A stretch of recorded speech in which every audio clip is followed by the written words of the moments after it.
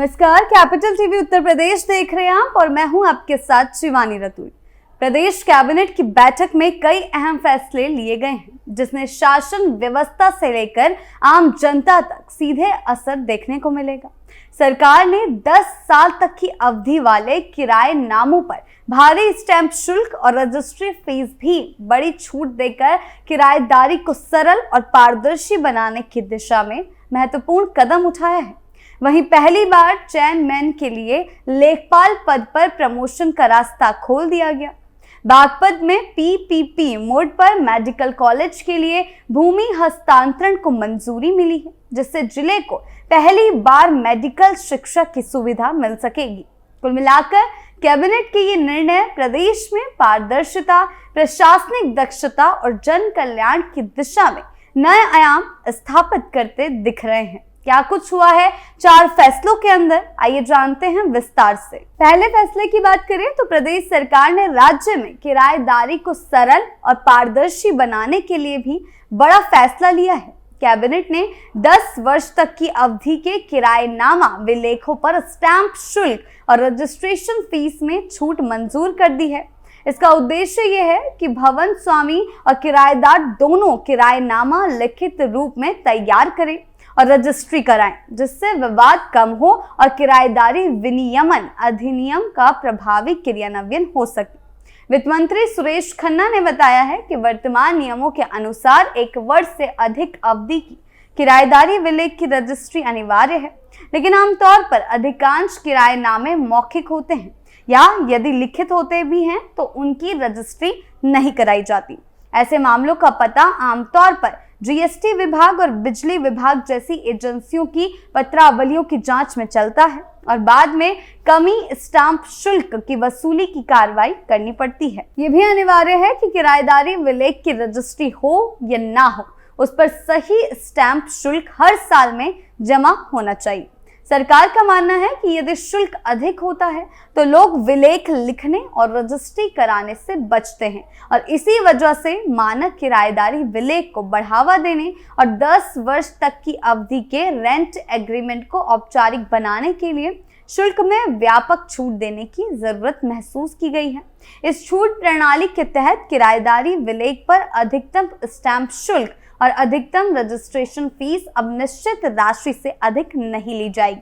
साथ ही औसत वार्षिक किराया तय करते समय अधिकतम सीमा 10 लाख रुपए रखी गई है। टोल संबंधी पट्टे और खनन पट्टों को छूट से बाहर रखा गया है ताकि राजस्व हानि ना हो। स्टाम्प एवं पंजीयन राज्य मंत्री यानी कि रविंद्र जायसवाल ने बताया है कि नई व्यवस्था के अनुसार अधिकतम स्टाम्प शुल्क और रजिस्ट्री शुल्क की सीमा तय कर दी गई है। ये सीमा किराएदारी की अवधि और औसत वार्षिक किराए के आधार पर लागू होगी। इसका सीधा लाभ आम जनता को मिलेगा क्योंकि अब किराएदारी विलेख पर भारी स्टैंप शुल्क भरने की बाध्यता नहीं रहेगी और लोग अधिक से अधिक सहजता से रजिस्ट्री करा सकेंगे। प्रदेश कैबिनेट ने लेखपाल सेवा नियमों में बड़ा बदलाव करते हुए चेयरमैन के लिए लेखपाल पद पर पदोन्नति का मार्ग खोल दिया है। वित्त मंत्री सुरेश खन्ना ने बताया कि पंचम संशोधन नियमावली 2025 के तहत अब लेखपाल के कुल पदों में से 2% पद योग्य चेयरमैन को पदोन्नति के आधार पर दिए जा सकेंगे। ये पहली बार है जब चेयरमैन को सीधी भर्ती व्यवस्था से बाहर निकालकर लेखपाल पद तक प्रमोशन का अवसर मिलेगा। वर्तमान में लेखपाल के सभी पदों पर भर्ती अधीनस्थ सेवा चयन आयोग के माध्यम से की जाती है। प्रदेश में कुल 3,837 स्वीकृत पदों में से 21,897 पदों पर तैनाती है, जबकि 8,940 पद रिक्त है। नई व्यवस्था के तहत वो चेयरमैन पदोन्नति के लिए पात्र होंगे जो मौलिक रूप से इसी पद पर नियुक्त हों, भर्ती वर्ष के पहले दिन तक 6 वर्ष की सेवा पूरी कर चुके हों और इंटरमीडिएट या समकक्ष परीक्षा पास कर चुके हों। इन पात्र चेयरमैन का चयन समिति की सिफारिश पर किया जाएगा। सरकार का कहना है कि अनुभवी चेयरमैन को लेखपाल के रूप में पदोन्नत करने से न सिर्फ विभाग की कार्य क्षमता बढ़ेगी बल्कि जमीनी स्तर पर योजनाओं का क्रियान्वयन भी और ज्यादा तेज होगा। इससे आम जनता को राजस्व विभाग की सेवाएं समय पर और अधिक दक्षता के साथ मिल सकेंगी। वित्त मंत्री सुरेश खन्ना ने बताया कि मंत्री परिषद ने जनपद बागपत में पीपीपी मोड पर मेडिकल कॉलेज स्थापित करने के लिए 5.07 हेक्टेयर भूमि निःशुल्क चिकित्सा शिक्षा विभाग को हस्तांतरित करने के प्रस्ताव को अनुमोदित कर दिया है। ये भूमि ग्राम मितली में स्थित है और मत्स्य विभाग के पास थी। विवादित 0.53 हेक्टेयर इस हिस्से को छोड़कर शेष भूमि पर कॉलेज का निर्माण किया जाएगा। बता दें कि वर्तमान में उत्तर प्रदेश के 60 जिलों में राजकीय और निजी क्षेत्र के कुल 80 मेडिकल कॉलेज संचालित हो रहे हैं, लेकिन बागपत अब तक इस सुविधा से वंचित था। प्रदेश कैबिनेट ने दुकान और वाणिज्य अधिष्ठान अधिनियम 1962 में महत्वपूर्ण संशोधन को मंजूरी देते हुए इसकी सीमा नगरीय क्षेत्रों से बढ़ाकर पूरे प्रदेश तक कर दी है। अब राज्य के सभी जिलों और ग्रामीण क्षेत्रों के प्रतिष्ठान भी इस कानून के दायरे में आएंगे। इससे अधिकतम श्रमिक कानूनी संरक्षण के दायरे में आएंगे और उनके अधिकारों की रक्षा सुनिश्चित होगी। श्रम मंत्री अनिल राजभर ने बताया है कि संशोधन के तहत यह अधिनियम अब उन प्रतिष्ठानों पर लागू होगा जिनमें 20 या उससे अधिक कर्मकार कार्यरत हैं। इससे छोटे प्रतिष्ठान बिना अतिरिक्त बोझ के अपनी आर्थिक गतिविधि को सुचारू रख सकेंगे, जबकि बड़े प्रतिष्ठानों में कार्यरत कर्मचारियों को अधिनियम के तहत मिलने वाले सभी लाभ मिलेंगे। सरकार का मानना है कि इससे प्रदेश में व्यापारिक गतिविधियां और तेज होंगी।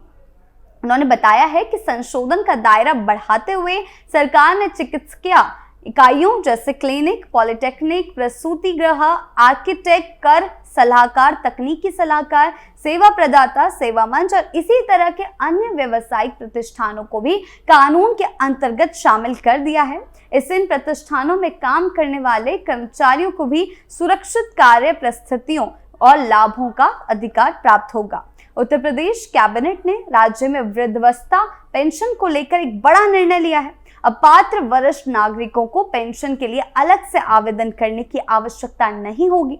समाज कल्याण मंत्री असीम अरुण ने बताया है कि फैमिली आईडी एक परिवार एक पहचान प्रणाली से पात्र लाभार्थियों का स्वतः चिन्हीकरण होगा और उनकी सहमति मिलने पर पेंशन सीधा स्वीकृत की जाएगी। वर्तमान में 67.50 लाख वरिष्ठ नागरिक इस योजना का लाभ ले रहे हैं, लेकिन बड़ी संख्या में ऐसे लोग भी हैं जो प्रक्रिया पूरी न कर पाने के कारण पेंशन से बाहर रह जाते हैं। नया फैसला इसी समस्या को हल करने पर केंद्रित है। नई व्यवस्था में फैमिली आईडी के आधार पर उन नागरिकों की सूची स्वतः तैयार होगी जिनकी आयु अगले 90 दिनों में 60 वर्ष होने जा रही है। ये सूची एपीआई के माध्यम से समाज कल्याण विभाग के पेंशन पोर्टल पर भेजी जाएगी।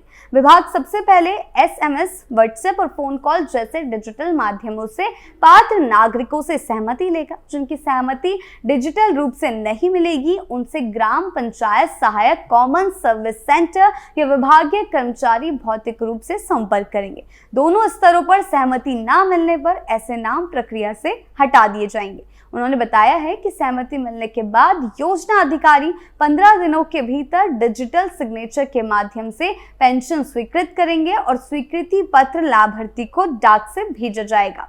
आपको बता दें, भुगतान सीधे आधार लिंक्ड बैंक खाते में किया जाएगा और हर किस्त की जानकारी एसएमएस द्वारा उपलब्ध होगी। ये भी बता दें, सरकार एक मोबाइल ऐप भी उपलब्ध कराएगी इसके साथ ही, जिससे लाभार्थी पासबुक की तरह अपने सभी भुगतान देख सकेंगे। कुल मिलाकर प्रदेश कैबिनेट के फैसले न सिर्फ प्रशासनिक सुधारों को नई गति देते हैं, बल्कि आम नागरिकों के जीवन को और अधिक सरल, सुरक्षित और सुविधाजनक बनाने की दिशा में भी महत्वपूर्ण कदम साबित होते हैं। किराएदारी व्यवस्था में पारदर्शिता से लेकर लेखपाल पदोन्नति में अवसर, नए मेडिकल कॉलेज की स्थापना से लेकर श्रमिकों के लिए कानूनी सुरक्षा और वृद्धावस्था में पेंशन के स्वतः अनुमोदन तक इन निर्णयों का सकारात्मक प्रभाव आने वाले समय में व्यापक रूप से दिखाई देगा। अब देखना यह है कि इन नीतिगत बदलावों के जमीनी क्रियान्वयन से प्रदेश में विकास की रफ्तार और कितनी तेज होती है।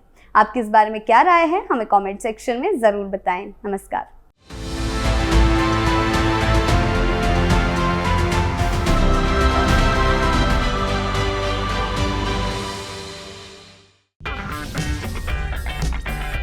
अगर आपको हमारा वीडियो पसंद आया हो तो इसे लाइक करें, हमारे चैनल को सब्सक्राइब करें और हाँ, बेल आइकन दबाना ना भूलें ताकि आप तक हमारे वीडियो की नोटिफिकेशन पहुंचती रहे।